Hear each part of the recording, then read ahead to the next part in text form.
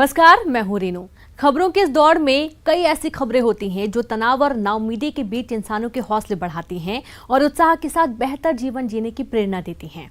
हमारे इस खास कार्यक्रम में हमारी कोशिश भी ऐसी खबरें दिखाने की है। जो खबरें होती तो हैं कोरोना काल की, लेकिन ये खबरें हैं जरा हटके।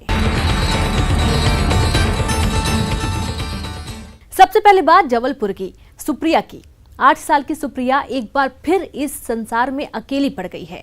पहले जन्म देने वाले माता पिता का साथ छूटा, तो अब कोरोना जैसे संकट काल में पालने वाली मां भी मझधार में छोड़ चली। भरी दुनिया में आज अब ऐसा कोई नहीं जिसे 8 साल की ये बच्ची अपना कह सके। स्थिति में जीवन गुजार रही थी, लेकिन सुप्रिया के लिए उन्होंने कोई कमी नहीं होने दी। 8 साल पहले जब उन्होंने संतान की चाह में सुप्रिया को गोद लिया था, तो पति के साथ मेहनत मजदूरी और घरों में काम कर वो सुप्रिया की हर इच्छा पूरी करते रहे।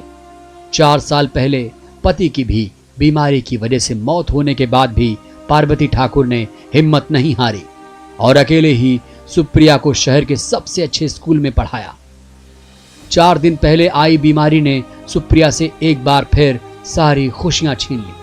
आज सुप्रिया के पास मां का वो दामन भी नहीं है जिसमें छुपकर वो अपनी हर ख्वाहिश पूरी करने का जिद कर सके।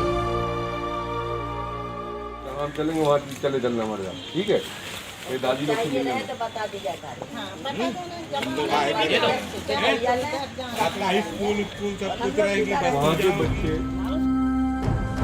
पार्वती ठाकुर की मौत के बाद कोरोना जांच के लिए उसका सैंपल ले लिया गया है। पड़ोसियों और मोक्ष संस्था की मदद से अंतिम संस्कार तो हो गया, लेकिन सवाल खड़ा होता है कि सुप्रिया का अब क्या होगा। वो किसके सहारे जिंदगी के सपने देखेगी, किसके सहारे वो दौड़ेगी, किस सहारे वो खेलेगी और किस सहारे वो हंसेगी। मां की मौत के बाद मोक्ष संस्था ने ही फिलहाल सुप्रिया की देखरेख की जिम्मेदारी ली है। साथ ही प्रशासन भी बाल निकेतन में रखने की व्यवस्था कर रहा है। पार्वती ठाकुर करके बीमार हुआ करती थी। उनकी एक बच्ची है सुप्रिया जो 8 साल की है, और पार्वती ही इसकी माँ इनका लालन पोषण करती थी, लोगों के यहाँ काम धाम करती थी। और कुछ ऐसी भी जानकारी मिली कि समय पर उनको इलाज नहीं मिला, पर जो भी हुआ तो रात में कल उनकी मृत्यु हो गई और सुबह सूचना आई कि मृत्यु हो चुकी है। और क्योंकि सुबी अभी छोटी है और सुबी के पास और कोई विकल्प नहीं, इसके पिता का पहले भी निधन हो चुका है, पिता है नहीं, माँ भी चली गई। हम लोगों को जानकारी मिली तो हम लोगों ने सुबह इसकी माँ का अंतिम संस्कार कराया। और सुबह से हमको अपने बच्चों की तरह ही प्यार है, मन परेशान है इसके लिए क्या किया जाए। तो एक व्यवस्था बनी है, प्रशासनिक स्तर पर बात हुई है, 2-3 जगह मैं खुद देख के आया हूँ। तो ये व्यवस्था बनी है कि किसी जैसे नारी निकेतन या इसने जो शाखाएं चल रही हैं शासन की, वहाँ किया जाए। तो एक जगह मैं देख के गया है, वहाँ मैं संतुष्ट नहीं था, तो मैंने पुनः बात की, SDM साहब लोगों के संज्ञान में बात डाली है, तो उन्होंने मुझे 2 जगह और बताई हैं और जिनके लिए प्रयास जारी है। हालात की मारी सुप्रिया को पड़ोसियों और संस्था की फौरी मदद मिलती दिख रही है, लेकिन सुप्रिया का भविष्य अभी भी काली अमावस सरीखी रात सा ही है। अब वक्त हमारा है, हमें सुप्रिया के अंधियारे भविष्य से लड़ने के लिए दिया बनना है। न्यूज़ 18 के लिए जबलपुर से पवन पटेल की रिपोर्ट। लॉकडाउन के दौरान भोपाल रेलवे स्टेशन पर एक दिल छू लेने वाली तस्वीर सामने आई है। स्टेशन पर तैनात आरपीएफ के एक जवान ने जान जोखिम में डालकर मासूम बच्चे के लिए दूध का इंतजाम किया। ड्यूटी निभाने के इस जज्बे को अब रेल मंत्री ने भी सराहा है।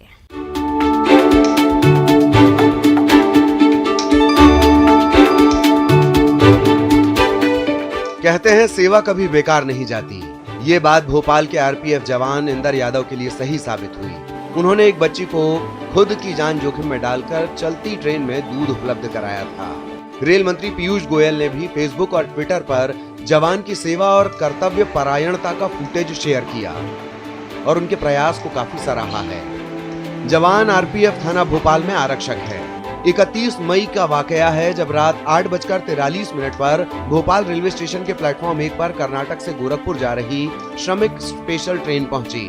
कोच S7 में साफिया हाशमी नामक महिला बैठी थी और उसकी 3 महीने की बेटी दूध न मिलने की वजह से रो रही थी। महिला ने पास खड़े जवान इंदर यादव से मदद मांगी।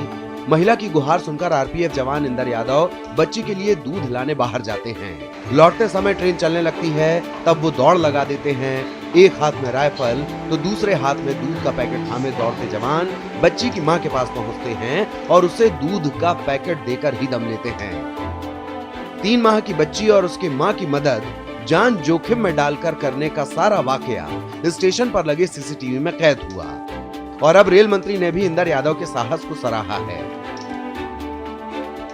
कर्नाटक के बेलगांव से उत्तर प्रदेश के बहराइच जा रही महिला साफिया हाशमी की मां ने तो वे परिवार के साथ बेलगांव में फंसी हुई थी। किसी तरह श्रमिक ट्रेन से गोरखपुर जाने का मौका मिला। ट्रेन जब 1126 किलोमीटर बाद भोपाल स्टेशन पहुंची तो उन्होंने आरपीएफ के जवान इंदर यादव से बेटी के भूखे होने के बारे में बताया। उन्होंने मुझे जगह पर बैठने को कहा और वहां से चले गए। ट्रेन स्टेशन से जब चलने लगी तो मदद की उनकी उम्मीद भी दम तोड़ने लगी। अचानक खिड़की में से किसी ने दूध अंदर पहुंचाया तो देखा वो इंदर यादव थे। साफिया उस समय उन्हें शुक्रिया भी नहीं कह पाई। 2 दिन बाद मिले दूध को पीकर बेटी सुकून से सो गई और जब परिवार 1 जून की सुबह गोरखपुर पहुंचा तो इन लोगों ने वीडियो जारी कर इंदर यादव को असली हीरो बताते हुए शुक्रिया कहा। मुझे किसी स्टेशन पे दूध नहीं मिला। मैंने कई स्टेशन पे बोला दूध के लिए, पर मुझे कहीं दूध नहीं मिला। मुझे भोपाल में इंदर यादव जी ने मेरी मदद की। उन्होंने मुझे दूध दिया। मेरी बच्ची को 3 महीने की मेरी बच्ची है। उनका बहुत बहुत शुक्रिया। आरपीएफ जवान इंदर यादव की मदद और ड्यूटी निभाने के जज्बे की अब हर जगह तारीफ हो रही है। दूध के लिए तड़पती 3 माह की बच्ची और उसकी मां के लिए इंदर यादव किसी फरिश्ते से कम नहीं, जिन्होंने जान की परवाह किए बगैर इंसानियत को नया जीवन दे दिया। Bureau report, news 18। देश के दूसरे जगहों के क्वारंटीन सेंटर में जहां हंगामे की खबर आती है तो वहीं मुंगेली में क्वारंटीन हुए मजदूरों ने नजीर पेश की है। यहां रुके हुए मजदूरों ने अपने जज्बे और मेहनत से क्वारंटीन सेंटर का कायाकल्प कर दिया।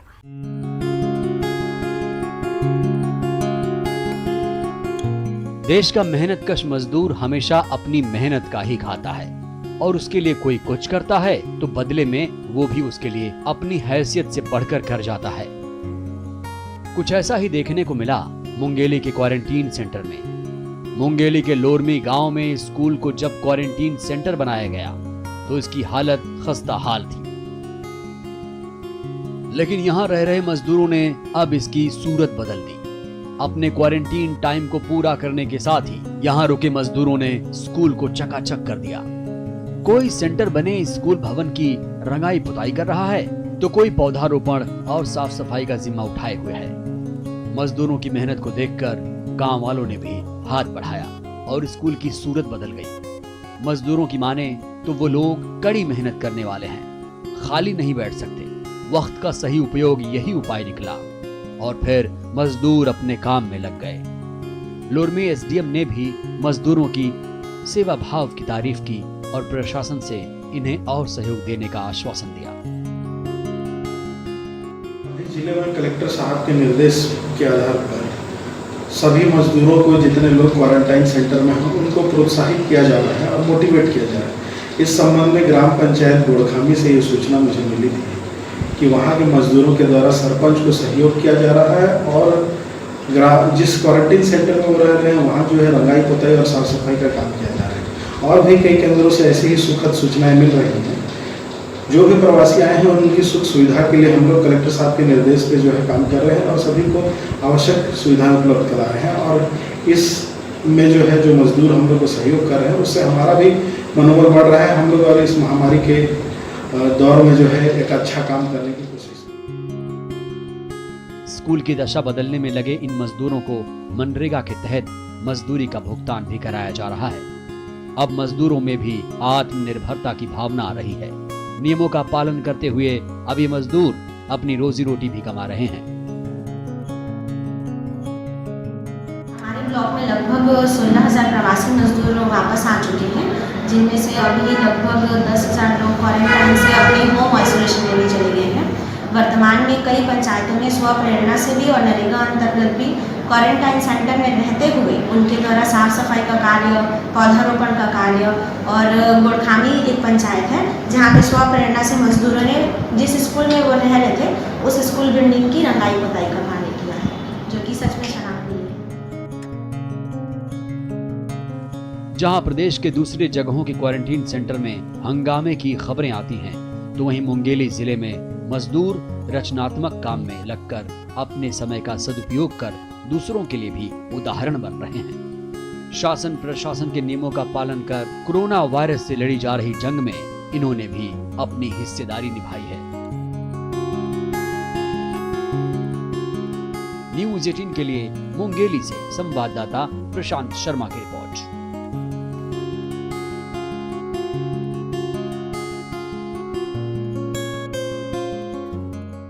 सीहोर में हुई एक शादी ने संदेश देने का प्रयास किया है। संदेश देश को एकजुट रखने का, संदेश संविधान की रक्षा करने का, संदेश सभी धर्मों के सम्मान करने का। मैं अपनी पत्नी को सदैव खुश रखूंगा। अनलॉक 1 में शादियों का सिलसिला जारी है।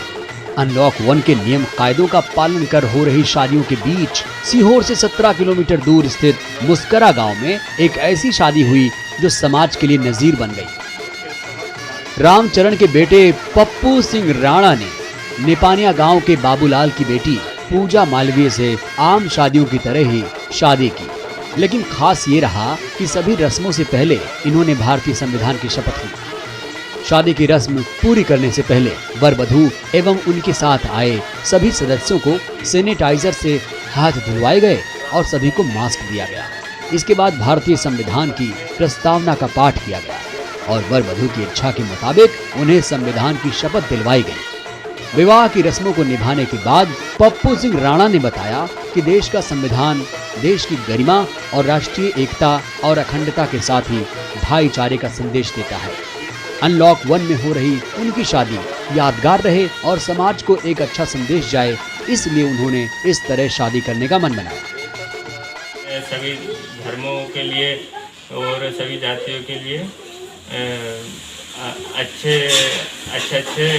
प्रगति के पद पर जाने के लिए लिखा गया है, तो उसी को साक्षी मान के सभी जो है कि अपने रीति रिवाज को एक साइड रखें और शादी करें।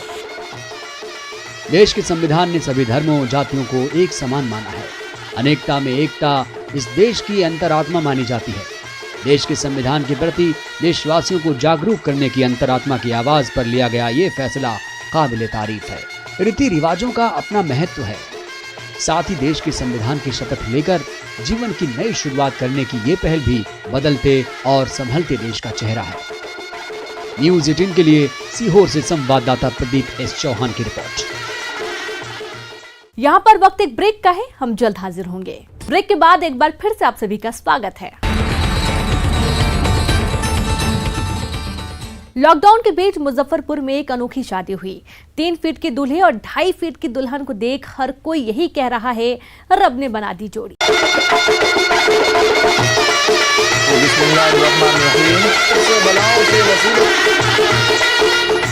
यहाँ कोई गुड्डे गुड़ियों का खेल नहीं चल रहा, बल्कि असली शादी हो रही है। जी हाँ, ये तस्वीरें मुजफ्फरपुर से आई हैं। दूल्हे हैं 45 साल के 3 फुट लंबे मोहम्मद फूल बाबू और दुल्हन है 2.5 फुट लंबी 34 वर्षीय असगरी बेगम। लॉकडाउन के दौरान जहां कई शादियां कैंसिल हो रही हैं, वहीं इस जोड़ी का लंबा इंतजार खत्म हुआ।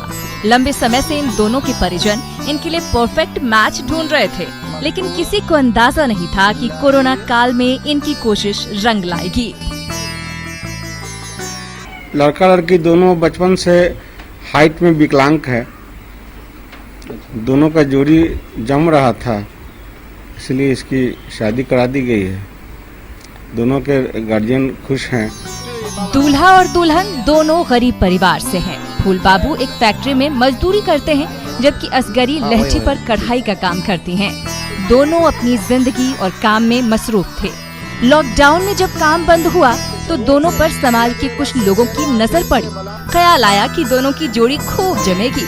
बस कुछ लोग सामने आए और इन दोनों को निकाह कर लेने की सलाह दी। खर्च के नाम पर निकाह की राह में एक बार फिर इनकी गुर्बत बाधा बनी, तो समाज के लोगों ने इस जिम्मेदारी को बखूबी निभाया। पूरे समाज के लोग के तरफ से हम मुबारकबाद देते हैं जो दोनों विकलांग थे। दोनों को जोड़ी को मैंने हम लोगों ने मिलकर करके लगाया है। लॉकडाउन के बीच 15 लोगों की मौजूदगी में काजी साहब ने इनका निकाह पढ़वाया और इस तरह दोनों ने एक दूसरे को अपना हमराह कबूल कर लिया।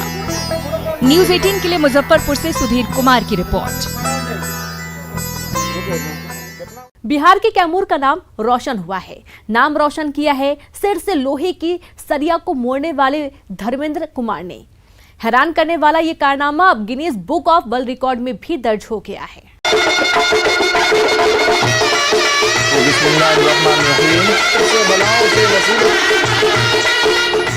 यहाँ कोई गुड्डे गुड़ियों का खेल नहीं चल रहा, बल्कि असली शादी हो रही है। जी हाँ, ये तस्वीरें मुजफ्फरपुर से आई हैं। दूल्हे हैं 45 साल के 3 फुट लंबे मोहम्मद फूल बाबू और दुल्हन है 2.5 फुट लंबी 34 वर्षीय असगरी बेगम।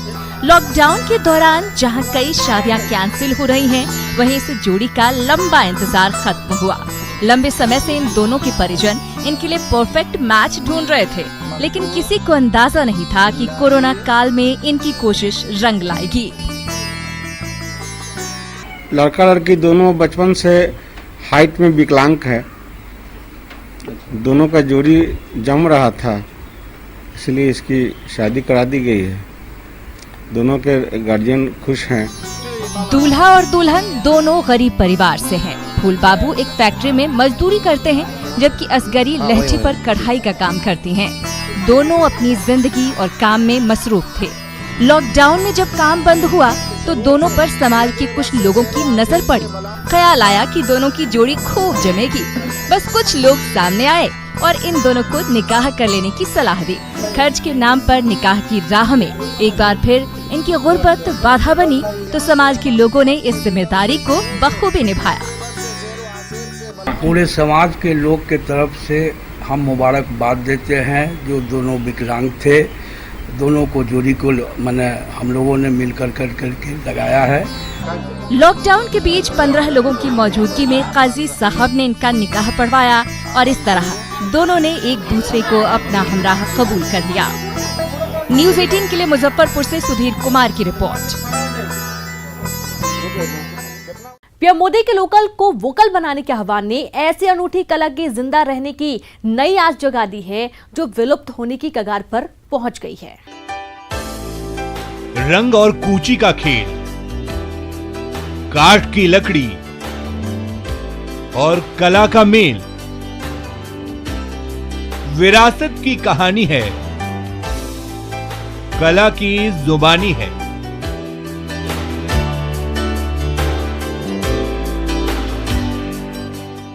लकड़ी की पट्टियों पर रंगों का अनूठा मेल है। मरुधरा की विरासत का ये अनमोल खजाना है। 2000 साल पुरानी ये ऐसी अनूठी कला जो कहानी बयां करती है। इस कला में माटी की महक है। कलाकार जब सदे हाथ से रंग भरते हैं तो लकड़ी पर चटक लाल, पीले, हरे रंग पूरी कहानी बयां करने लगते हैं। हर धर्म से जुड़ी कथाएं कुछ पट्टियों पर उभर आती हैं। किताब के पन्ने की तरह हर तस्वीर कहानी कहने लगती है। ये अनूठी कांवड़ कला है।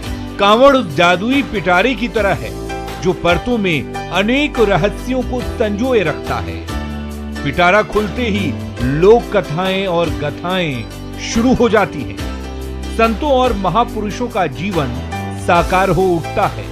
ये अनूठी कला अब विलुप्त होने की कगार पर पहुंच गई है, लेकिन उदयपुर के मांगीलाल मिस्त्री और उनका परिवार इस कला को सहेजे हुए हैं। तभी तो संकट काल में भी इनके हाथ थमे नहीं हैं। एक कला ऐसी है जिसमें लकड़ी की चीज़ें बना करके, पेंटिंग का काम करके जनता को समझाते हैं कि कहानी के आधार से रामायण है, कृष्ण लीला है, सब अलग अलग तरह की स्टोरी होती है, कहानियाँ होती है, और इसी से जनता भी पसंद करती है और खुश होकर के इनको नाम के हिसाब से रामायण और कृष्ण का नाम भी लेती है। मांगीलाल अपने पूरे परिवार के साथ कांवड़ कला को जिंदा रखने की जद्दोजहद कर रहे हैं। इस कला को जिस तरह की पहचान मिलनी चाहिए वो नहीं मिल पाई, लेकिन पीएम मोदी के लोकल को वोकल बनाने के आह्वान के बाद कलाकारों को सरकार से मदद की नई आस जगी है।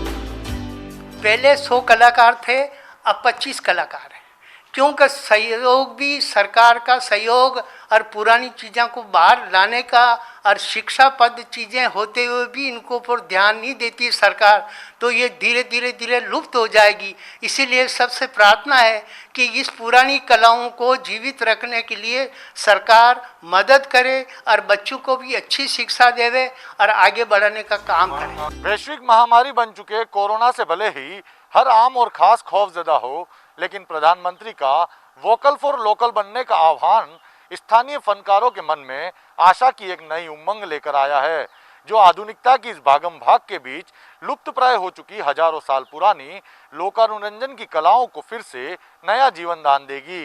कैमरा पर्सन जमाल खान के साथ कपिल श्रीमाली, न्यूज़ 18 उदयपुर।